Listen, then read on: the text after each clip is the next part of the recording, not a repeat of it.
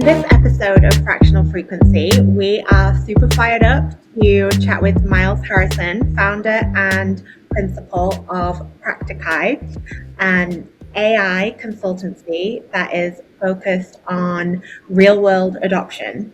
And so we'll find out the story behind Practicality and get into what actually works as people are navigating this new age of technology. We'll talk about where you should start, what needs to be true first, and how to build a human and AI workflow that delivers real impact. Welcome, Myles. Thanks. Great to be here. Awesome. So tell us, what does Practicality mean? And tell us a little bit about how you got started. Yeah, certainly. So it's not Practic AI, which some people think it is. Practicality is a Greek word that means practicality or putting things into practice. So it's similar in the root to like the English word practicum that people do in school.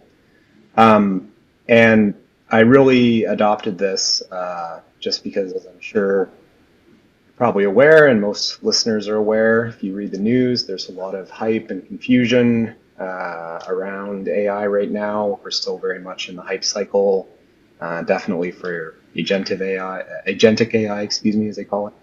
And so, I joke that my team were kind of like AI hipsters. We were doing AI before it was cool. It's hard sometimes for me to convince people that we are data scientists and that we were doing AI before it was the new AI. But we see the work that we do driven by pragmatism and practicality and, kind of an antidote to a lot of the hype and confusion that's going around. And I'm sure we'll talk about that more. And then in terms of how I got started, I have a background in the Big Five, kind of a career consultant. I started in the agency world at Publicis in digital analytics, and I was kind of lucky enough to ride a different hype cycle of big data into AI and machine learning. And then I also worked in analytics at PricewaterhouseCoopers, PwC, and at Accenture. And then I briefly took some time away from that to teach that as well.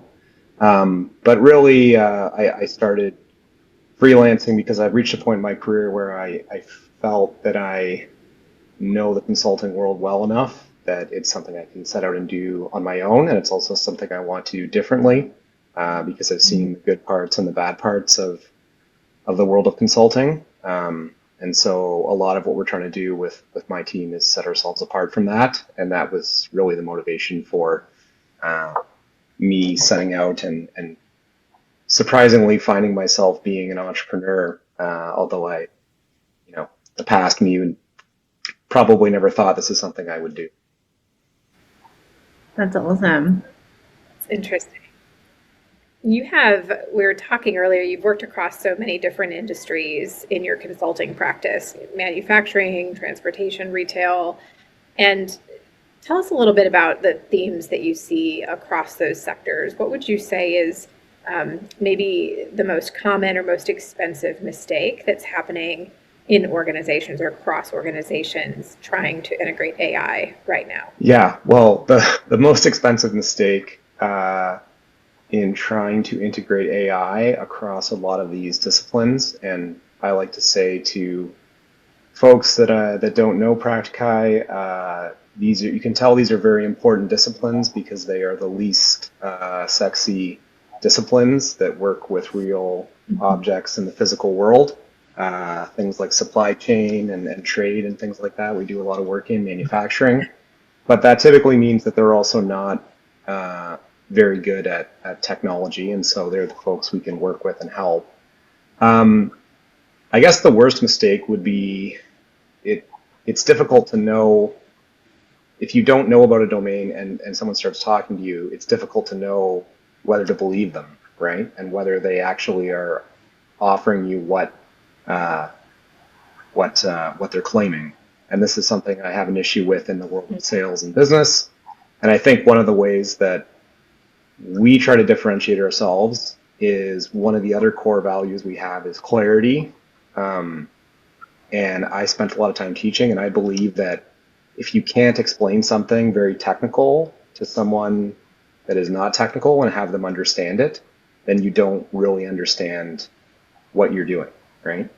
And that should be part of the sales process and helping businesses solve problems as well.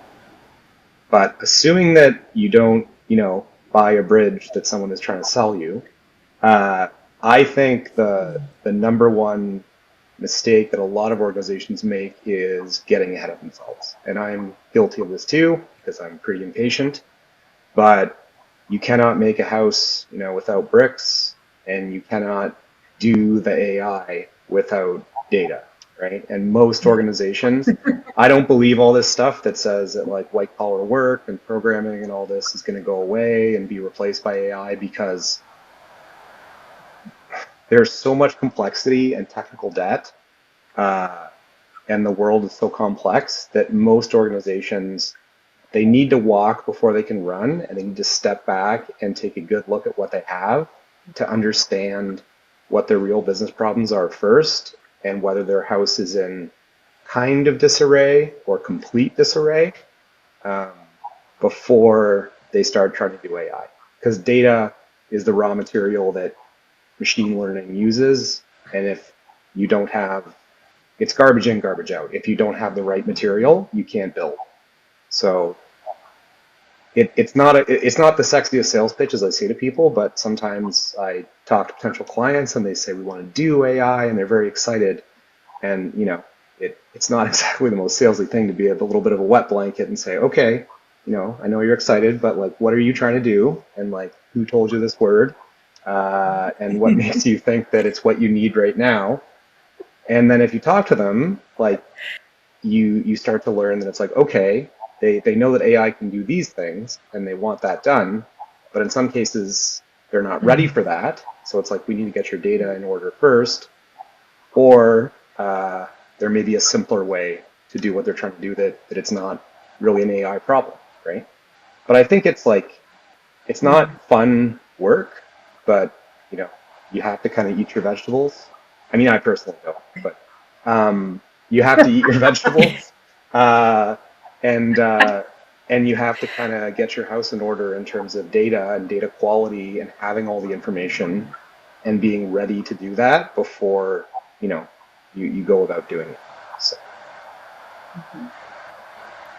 Makes a lot of sense, having to lay some foundations and do the grunt work before you can do the really sexy, exciting part of things.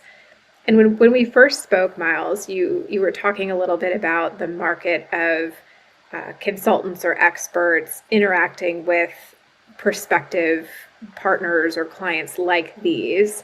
And we wrote down what you said because it really stuck with us. And that was, they stole our watch, told us the time, and then charged us $45,000 for the privilege. So tell us a little bit about what does that refer to in the context of organizations seeking consulting advice? Yeah. So, I mean, $45,000 if you're lucky, right? Time is expensive, and it people's time is money. But I mean, I didn't come up with that saying. That's an old saying about management consultants, right? Steal your watch and tell you the time. You know, the one of the kind of anti-heroes of consulting, I think it's Marty Kinn, wrote that book called House of Lies about the business of management consulting and his issues with it. And I had similar challenges. I think they made it into a show on HBO with Don Cheadle. But yeah, I mean, the problem is that, and I think it can be good and it can be bad, but I feel that because of people that do consulting badly and position it badly, that management consulting, whether it be in data and AI, or whether it be in strategy, or whether it be in marketing, or any discipline, has a bad name. Because you're an outsider, and then there's issues of trust, and then people will come in and they say they'll deliver one thing, and then they'll deliver something else. Or they'll come in and you're an outsider. You always have to do discovery work. We still have to do discovery because every client is different. As I like to politely and positively say, every business is different. They're all uniquely messed up in different ways. So you do have to go up, you do have to go in and do some discovery. But I think the problem is that why people get this feeling is hindsight is 2020, right? Like consultants come in, they say, we want to help, we're going to fix these problems, but in order to fix the problems, we need to do some detective work and understand what the problems are. And then the temptation, especially for clients that I would say don't do really good work, that's all they'll do. And they'll say, here's your 128-page deck that's really expensive. And the president of the company, especially if it's not a big enterprise, if it's somebody like some of our clients who, wear a plaid shirt, built business in their garage and have run it for 25 years as the president of the company, they're just like, you told me stuff I already knew, and then you just charge me for it, right? I think about that a lot because I try to have empathy and put myself in my client's position. And it's difficult for me because I have to say, look, we have to come in and talk to your people and take their time, and our time is expensive too. But there should always be something after the discovery part, which actually is the execution. And even if our clients say, hey, we don't have the budget, or you did the discovery and things have changed, like I talk to my team and push them very, very hard. And I say, like, this is not an exercise of just gathering information and repeating it back to them. It's like you need to look at what is there, tell them something they don't know, and then also tell them something. And this word is misused so much that it's become a cliche, but I mean it this time. And tell them something that is actionable, right? Like not just like, hey, this is the state of your business, and this is things that are broken. The CEO is going to be like, I'm well aware. I fight these fires every day. You want to say, this is the state of your business. This is broken. This is our perspective. And this is what we think you should do. And this is how you should do it. And we will help you if you want our help. And if you don't, this is how your team would do it. We partner with a couple companies, a couple other small startups very closely. And I guess I'll embarrass him because he's not here, but Ryan had this thing he said on a call to me that might be bad sales, but I believe it very much so as well. He said to a client on a call, he said, look, I want to work with you and get you to a point where you don't need us anymore, but where you want to work with us, because we have fixed your problems to the point and like upskilled your team to the point that you are self-sufficient, but we provide enough value that you want to keep working with us because you see the value, right? As opposed to, I'm going to go in, do some work, Drag it out so that I can invoice you more and more with rack up the billable hours, and then be like, okay, the client's happy, the project is done, we didn't get sued, ride off into the sunset in your boat or whatever. I had the same. Sorry, Erin. Just real quick, I had that same feeling when we set up our firm. Is that I'd seen it so many times. The big firms coming in charging not $45,000, that's for sure, and just coming in and providing a million decks and nothing, no way to move forward. And I was like, people can't like that. People can't be like, yeah, this is the way for. But I saw them making that same choice over and over again. Like, really, they want impact. They want action. They want solutions. They want somebody to go in and like roll up their sleeves and figure out what's really going on under the hood. And I think I definitely feel like people know the value now because everything has changed. But there was crazy money flying out of big companies or any company to get to no result. I was just amazed how that industry like stood up for so long, because seeing it, and of course you feel 10 times worse if you're in the company, because they would suggest things that you might have suggested 6 months ago, but because the consultant said it, then it's something that we might do. You're just like, yeah, no, I've heard that before as well, right? Yeah. There's something I want to pick your brain about. Myles, and that is, aside from the walk before you run concept and companies getting over their skis around AI in general, what is your perspective, or what are some of your observations around how companies are addressing their people with respect to AI, so their employee population? What is the industry getting wrong there? Yeah, I have an opinion on this, and I have observations, um, and I'll just say that it's my opinion, what I've seen, and our perspective from my company. Uh, so it will depend on, I guess, your management style and whether or not you've read the prints and whether or not you believe it's better to be feared than loved or not. Um, but people is your business, so this would be of interest to you. But I see, and this has been well published in a lot of newspapers. There's so much momentum around AI and so much focus on it that you see organizations, uh, I would say, taking more of a stick approach than a carrot approach to AI. Um, Things like tech companies saying, you must use AI and we will, obviously we can track that and then that's somehow tied to your performance review or something, right? Um, or saying, I was literally just talking about this with someone. There's this, you consume different parts of language and your metered utility that you're using with these AI companies is tokens, right? And so there are these companies and they have this whole thing called like token maxing, where it's like how many tokens, who is burning the most tokens, billions of tokens. And it's a total quantity over quality thing. Um, because just like in the old days, as somebody was saying to me, it used to be like, how many lines of code did you write? It's like, and there was a time I remember watching this documentary, my computer science course, about how they used to pay programmers by the line of code, right? Which, when you think about it, is really illogical, because that means if you code a very inefficient solution, you get paid more, right?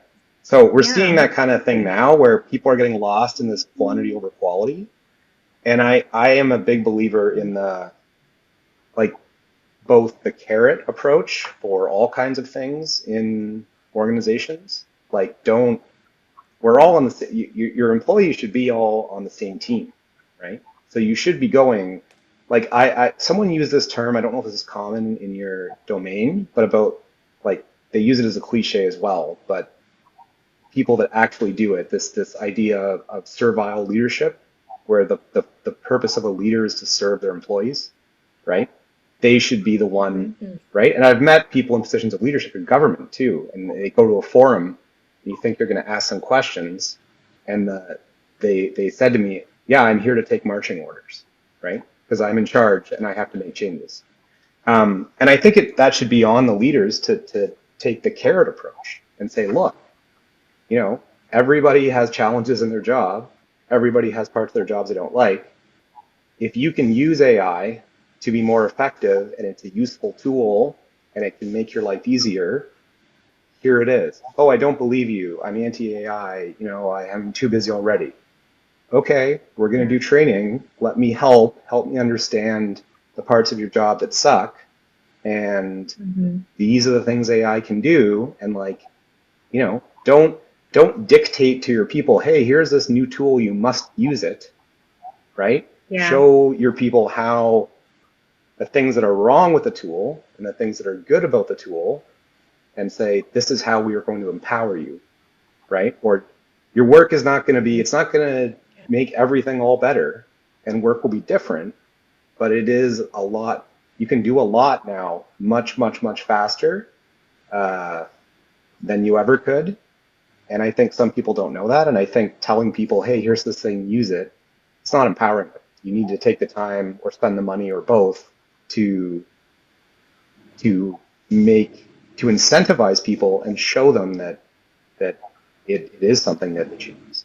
And then if it's not, then don't give them a bad performance review just because they don't use a certain tool, right? I know. The measuring Makes of sense. usage is just crazy to me. I I think it's exposing some leadership gaps when this conversation happens because everyone's saying that they're implementing AI or, I'm getting up to speed with AI. But if you try and like click into that, it's pretty easy to see the people who have like no idea like what the direction is that they want to go down. Whereas if you can have a conversation with a leader and say, do you know where your team is spending the most time? Or do you like what parts of the process are really challenging for your team that sometimes can cause a bottleneck in the process? If they're able to have like those conversations, then that's a better start than just we're going to implement it because someone said we should.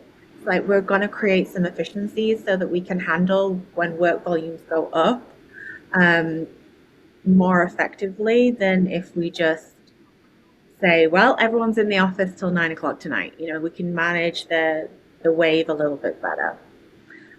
So I do think it's from a people perspective, it's definitely exposing some vulnerabilities in leadership, and I'm not sure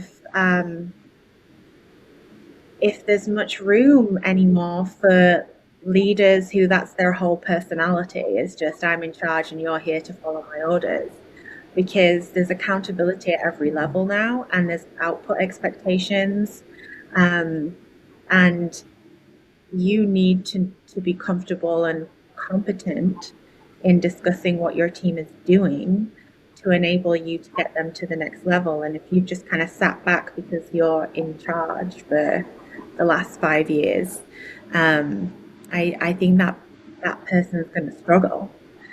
But that's just my opinion again. So now something interesting that also came up when we talked last was you bill in USD, but your currency is trust. Why is trust so important for you and your business? Yeah. So trust is, I just gave a presentation about this to a class of students about the business of consulting. And now that I'm in a position of leadership, I mean, I still think of myself as a data scientist. I'm a technical person, but I'm coming to terms with the fact that in a human way, your job when you are in a position of leadership is to sell because you have to feed your people and you have to ensure that there is like a pipeline of that there's business to make the machine of the business turn. Um, so why is trust important in our business? I spent a couple years as a new entrepreneur getting a lot of very, very bad advice from very, very well-meaning people. And I'm trying to be positive and saying they're trying to help, but they're telling you what they know, right? And it wasn't until I spoke to, I got all this advice. It's like, oh, do marketing and this type of social media and like have this type of lead magnet and all this nonsense. And it Did wasn't you ever until, do it? Did you ever do a dance to a Taylor Swift song for TikTok? Did you ever do that? as far as this interview is concerned, no.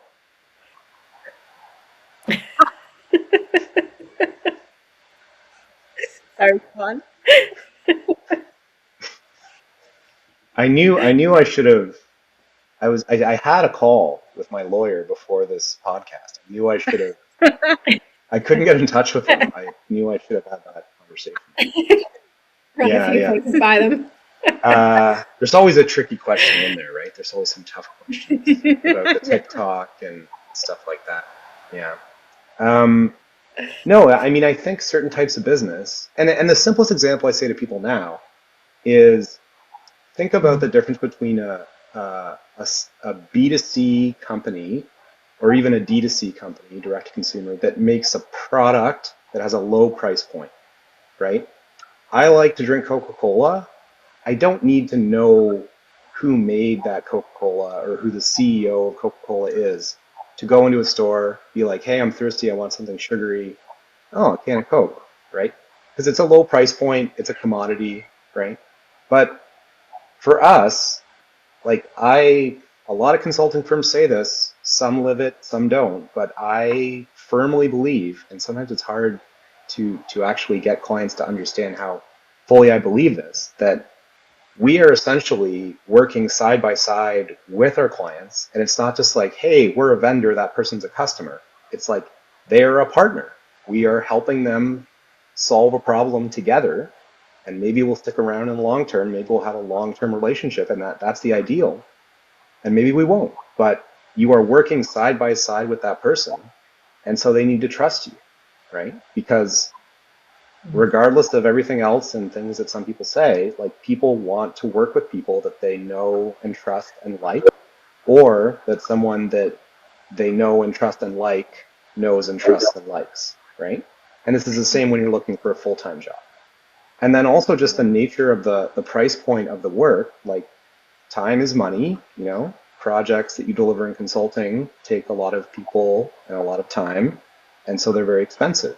And until you have kind of a body of like social proof and a brand behind it, which I also have thoughts about, just because you've done a bunch of other things and communicated them in a marketing way, does that mean someone should trust you? I don't know. But if someone is going to come to me and say, Myles, I want your team to deliver this project, and I'm going to say, hey, that's going to be $500,000, they better be very confident that I mean what I say and I'm going to deliver what I say I'm going to deliver, and that they can trust me.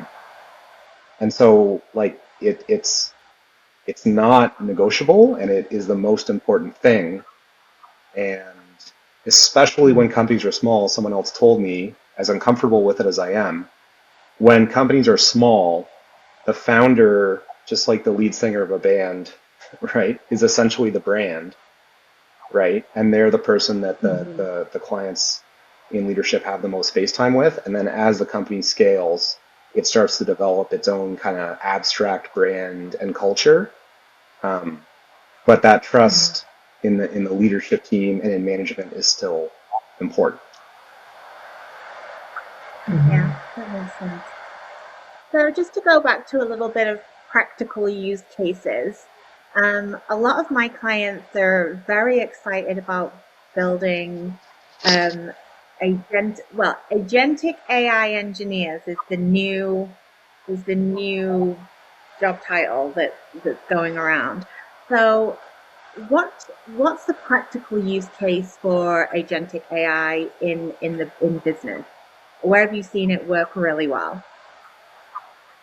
Yeah, I think most people know that the strongest uh, the strongest use of agentic AI right now is actually in software engineering.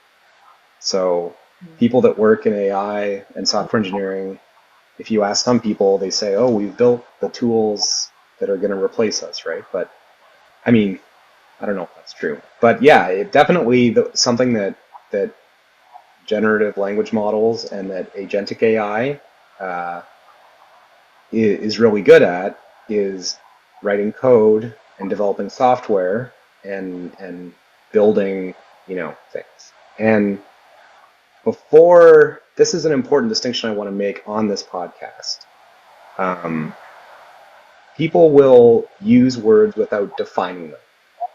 And so you will talk to someone and they'll say, what do you think about agentic AI? And you'll start having like a bar room type conversation. And you'll get about half an hour in and people will have opinions. And if there's certain types of engineers and technical people, CTOs, the conversation will get heated. And then you realize that their definition of agentic AI is not the same. So it's like, you're not talking about the same thing. That's why you're disagreeing, right?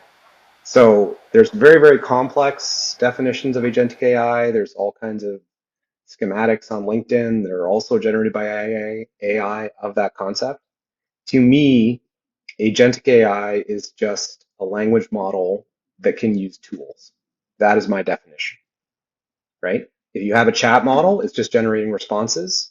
If it can use a tool, search, a Python interpreter, a plugin, an MCP skill through Claude, Canva, whatever, Kayak, you know, that's a tool. So it's agentic. Yeah.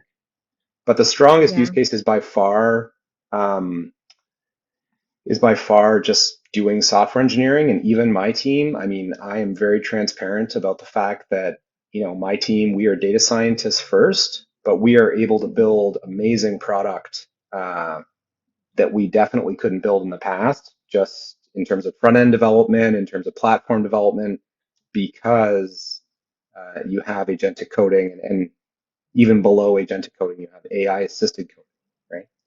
I don't think I'm being negative enough on this podcast. So, I so don't think that's true. I think the honesty is good because I just had like 5 questions pop up like as you were saying that. Yes, I agree. Defining what people are saying, I think is so important because that is where misunderstandings happen. And then if you don't know where you're both coming from, like that can cause confusion. And yeah, I did a little, back in the day I did a little research myself, like the difference, and like the simplest way to explain it was, yes, it's you become becomes agentic when it takes the idea and does something about it. Like yeah, taking it's action. doing. But Yeah. you will hear people, some people, they will casually use the word agent to just mean a chatbot. And they're using these words interchangeably, and it leads to a lot of confusion, and that's part of what I think is a lot around the hype. There's an article, I think they had examples historically, but they said if you have a term that should have a technical definition that you can look up in the dictionary, but it doesn't have a hard and fast definition that everyone agrees upon, that's a sign that you're in a period of inflated hype, because Mm. it's still ambiguous, and that's part of the problem. But when I said I wanted to be Yeah. more negative, I wanted to talk about what I think is a very bad use case, is what I wanted to Oh yeah. say. So all of you Good. startups out there, fight me. Stop doing this. I know there's money to be made, but I hate you all. Nobody wants nobody wants to talk to a voice AI agent as a customer service cold caller. People already don't like, they do not. They don't, No. right? Like, and I have talked to probably 50 startup like founders, and they have the same thing, and they say, yeah, we're going to do a voice CSR, and like they're talking about KPIs, and they say, yeah, it's automated. So we got this AI cold caller to call 75,000 people in this short time, and I'm like looking at the guy and be like, that's not a good thing. Like like that is another example of quantity over quality. And I had another conversation about this, and the founder said to me, he said, yeah, the models are so amazing. The people don't even know they're talking to a voice AI. They're not even aware. And I like had to do a double take. I said, like, your system does not identify that it is an AI. Like it doesn't tell. So I said, you're deceiving the customer as part of your startup, right? Like these are the sorts of things that I think they're part of people realizing, oh, there's a lot of money to be made here, and there's a lot of hype and a lot of spin, but there's very real, there's very real human factors at play that have nothing to do with tech, AI, data, machine learning, that have everything to do with human psychology, human bias, and and emotion, and user experience in a way too, that these companies don't take into account before they start going down this path. They're putting the cart before the horse. They say, oh, we have voice AI, we can do this, we can automate. It's like, do people want to talk to an AI voice agent? They Are don't. you legally allowed to make a robocall that literally is a robot voice? Is that something that is allowed legally? What are the ramifications of that? 5,000 calls. Pardon? 75,000. I was just repeating how many calls that robot was able to do, and it's like that's why I'm getting all those calls all the time, Erin. It's one of the I was gonna say, I think I'm on their list. Seems I don't familiar. know. Yeah. Maybe I'm, for agree. someone that should work in this business, maybe I'm too bearish about it. Like, there are situations where I do want to chat with an AI where I know I am, and there are situations where I've been forced into that, like with a certain brand I interacted with, and then they have this dark pattern that just funnels you into their chatbot, and then my response is just like over and over again, I would like to talk to a human being, They won't let right? you. Yeah. They won't let you. So Won't let you. You're stuck. You're stuck in the cycle of doom. Yeah, I mean, no one's being fooled by the fake typing in the background either. Like, give me your name. Like, no, it's no one's being fooled. I don't mind. I won't say the name. Actually, I don't know that it matters, but I won't. But I don't mind the type of chatbot that like doesn't want to deal with you, so just will like give you a refund out the gate. Like the it's been programmed to be like, I don't care. Like you don't want this item anymore. That's fine. Drop you it want to off. Don't bother. low resist, you want a lazy chatbot.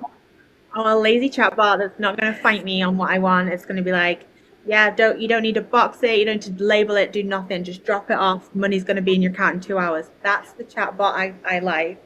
Yeah, When I I'm mean trying to it's deal with a complex medical question, no.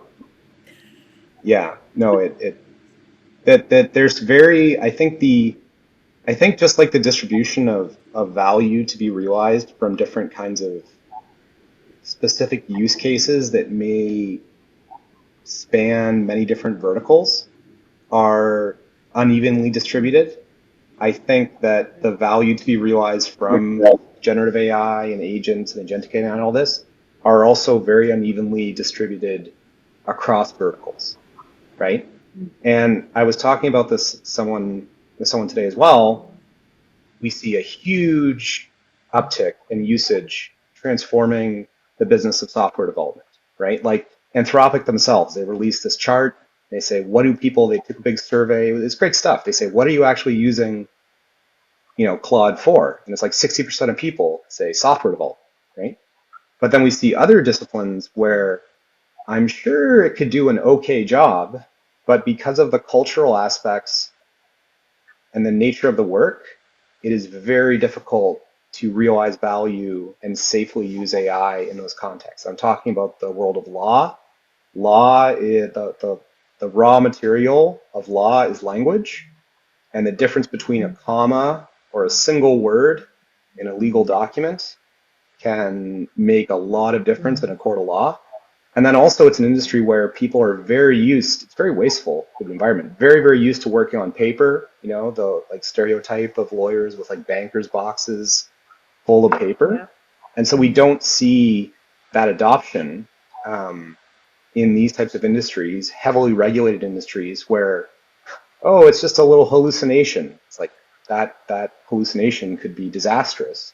Millions of dollars gone. Yeah, from a legal standpoint. Whereas in more, in software, you just kind of test and learn. You build something, an MVP, it doesn't work, you throw it away, right? So I think that's why we see more adoption of it in, agentic coding and things like that, and less of it in heavily regulated fields and industry verticals. And that's not a surprising fact. I'm sure other people have made this observation. Just wonder how far we're going to go compromising like human experience because if they're building if you're automating like building the product, and I know somebody's looking at it afterwards to make sure that there is some quality control, but if you've got the product that you're using being built by AI and then you have a problem and you call and you speak to an AI like agent or chatbot basically, and then you can't get through to a real person because they've got their automated system and that's the process. Like, won't people just stop buying your stuff if the experience is not good for them? Is anybody worried about that when you speak to them as clients that they want to make sure that people actually still value the product?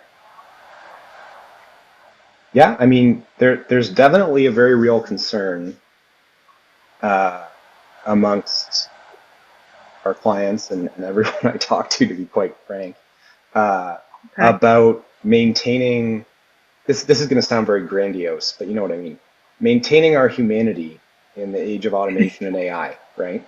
Yes, So not yes. having the human factor go away. And some people that do software development are, I think, less concerned. I think the sad fact is that I see it as a kind of really awful arms race where some businesses that do these practices, they have so much data that they're trying to optimize to find out, okay, how much will people actually put up with and how much can we schlep off to them and they'll still buy, right? And there's actually a really good article I just read where it talks about how certain types of roles and certain things companies do from an economic standpoint, they're negatively incentivized, and their purpose is to do the opposite. So there's a thing called like sludge, and ostensibly when you call customer support at some businesses, their job is to help you. But in reality, from an economic standpoint, that is a form of kind of gatekeeping. And if they put you on hold long enough, you'll eventually give up, You'll go away. and then you'll go away, and they don't have to deal with your problem, and they don't have to pay a person to be on the phone, right? So there's a balance there. But I think I am cautiously optimistic about people and about critical thinking and about empathy and a lot of these things. And I think that if anything, because there's so much being generated by AI, people will start to value that isn't more, and things like authenticity and the human factor and the human touch are going to become more important. And I've seen silly examples. This is more of a socioeconomic discussion we're having, but I've seen examples of this that are funny. Like people are starting to talk about, there are really anti-AI people that are kind of radical, and I don't agree with that either. I think AI is just a useful tool and an amazing technology. But I've seen people talk about things where like they want to have, just like with organic food, they would like to start having like a seal that says like 100% AI free, right? So that you will use their business or buy their product, right? And in all seriousness, some gaming companies, I follow this in the news as well. There are game studios, independent game studios, and they have pretty rigid standards about not using AI coding even, or AI content creation for artistic assets. I believe the Linux kernel even, I think even though Linus Torvalds is a big user of AI, they have a policy about not submitting AI generated code just because there's the human oversight element, which is what they're more concerned with. Right? So I don't know. I'm cautiously optimistic that we will find a balance, and I hope that as the air slowly is let out of the balloon, not a bubble popping, that we will find Yeah. a happy medium. And I believe that in this kind of invisible hand of what the market being made up of people actually want, and companies, including a very well-known company that we work with all their technology, have probably pushed a little too hard on a lot of the AI things, and you're starting to see people push back a little. And I think we're going to find where the value actually is. The market will let the corporations know, hey, this is what you can get away with, and this is not useful, and I don't care, and this is. And I'm cautiously optimistic. I love that. I can't with the AI free sticker. It's giving, have you ever been in the grocery store and you're in the meat department and you've seen like a gluten free sticker on the meat? It's like, well, yes, right? Why would No, it's like why would there be gluten in it? Yeah. that sort of I don't know. In America, they right. put And all then sorts in everything.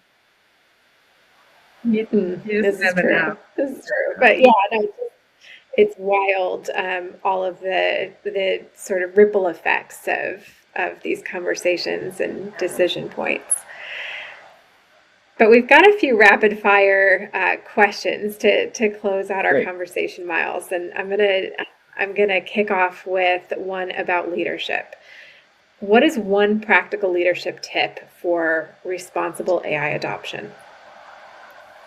Yeah, so we talked already about the carrot and stick approach. So uh, I think that in itself is kind of an important point to note. And then in addition to that, I will say that I also just was reading a funny article about um, people in positions of leadership relying on AI too much. Um, so maybe I can put this as succinctly as I can. Whether you're a business leader or whether you are the most junior intern in the company, don't be lazy. Okay. Like there is this term that people use about over reliance on AI adoption for themselves. AI, sorry, not AI adoption yet, called cognitive offloading, where you just say, I don't have time to worry about this.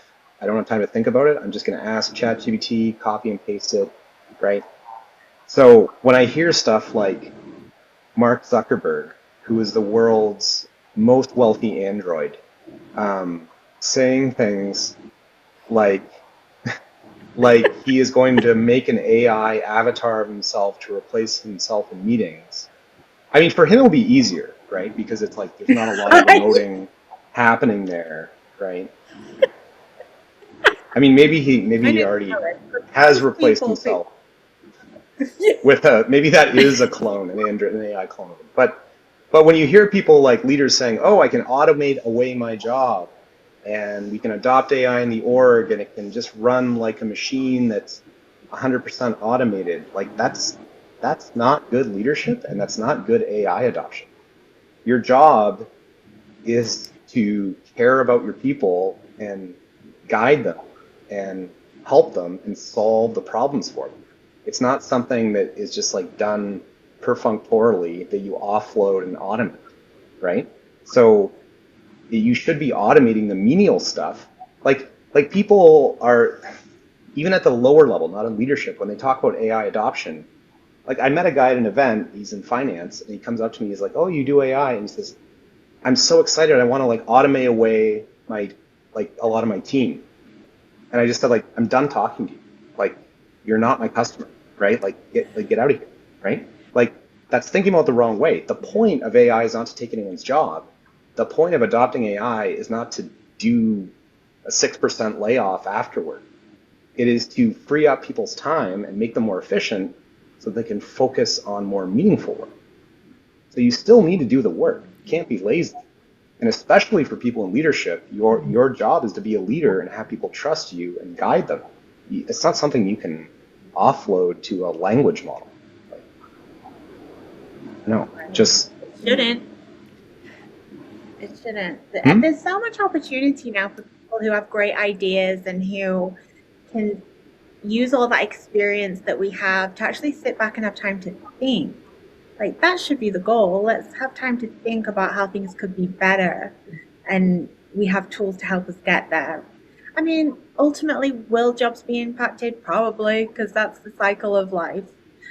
But it doesn't mean to say that we're all going to be on some kind of like government check while the robots run everything, and we're just hanging out. Yeah, I don't think that's I happening. am a you know, and now your listeners do from this conversation that I'm very contrarian.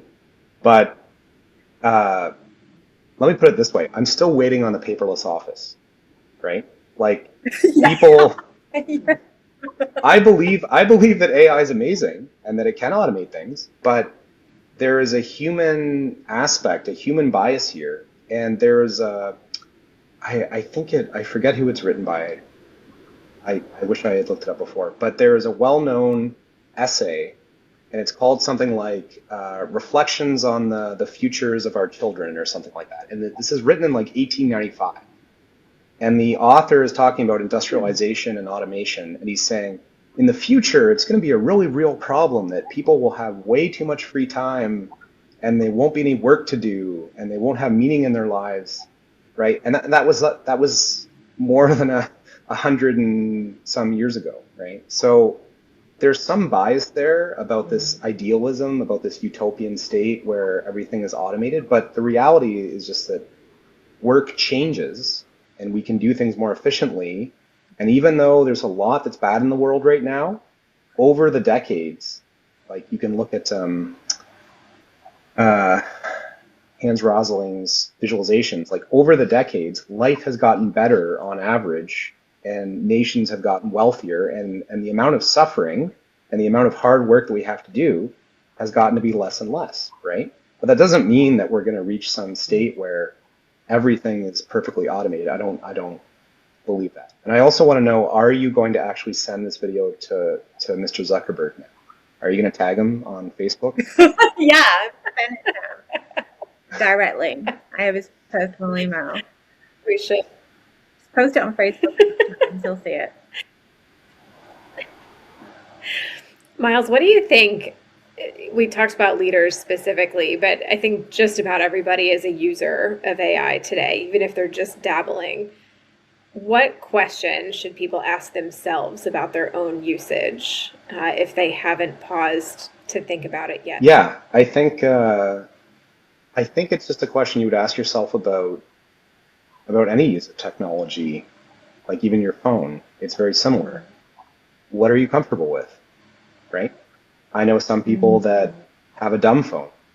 They say, I'm not comfortable with, having all this data collection and things like that. For me, the value isn't equal to my privacy, right? Or the utility that it grants. For other people, it's interesting to me because like I'm technical and, I would say 99.9% of what I use language models for is for either coding, which I do a lot less of now, and my team uses it for that, or it's around business problems or search or information synthesis, right?